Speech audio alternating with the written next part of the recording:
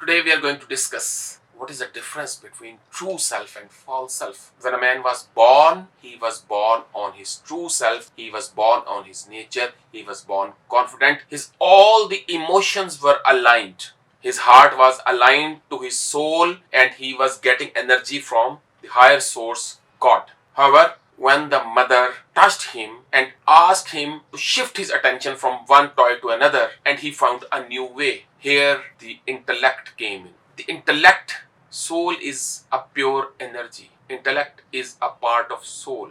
The self is a seed which grows our mind, which grows our ego. Self is also energy. Our emotions, our feelings, our thoughts are pure energy, and our body is a mass. So energy cannot be created nor it can be destroyed. Mass cannot be created nor it can be destroyed. However, it can change into energy and energy can change into mass.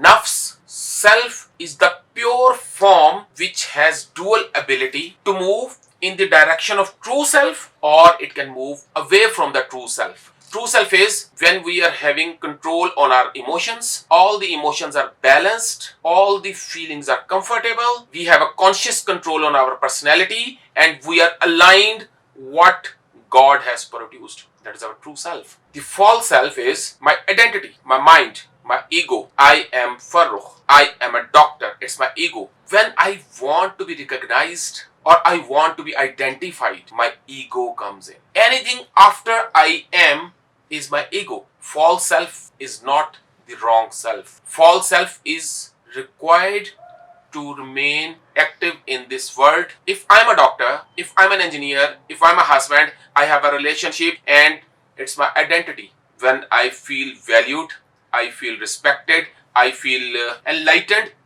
I remain in my control. I am having my ego controlled through my true self. But at certain times, I feel anxiety, I feel depressed, I feel mood swings, or I consider that I am everything. Nobody's near me. I'm a very, very competent doctor. I'm a very competent player. I am best. When I consider myself as a best, I create a wedge and I create a gap from my true self to my ego self or from my false self. You have to reduce this gap. The gap will be reduced when you surrender to Almighty, when you surrender to higher being, when you surrender, it means that you work as a vessel. Energy comes to me and moves to me and through me. Surrender doesn't mean that I give up. Surrender means what God has produced for me, I should get benefit out of it through morality, dedication, involvement, thrill, curiosity, and exploration. Surrender is altogether different from giving up. Giving up is a passive energy. Giving up is when ego is controlling me, my identity is controlling me, and my soul is set aside. But when ego is being controlled by the soul energy, I feel myself more empowered because the energy is flowing from the higher source and passing through me, and I bow myself to Almighty. Just to recap, we have a soul energy passing through me, it's passing through my heart and going to all the energy points, and then we have the false self, ego, which starts from self, the point. I need to develop that self into higher self.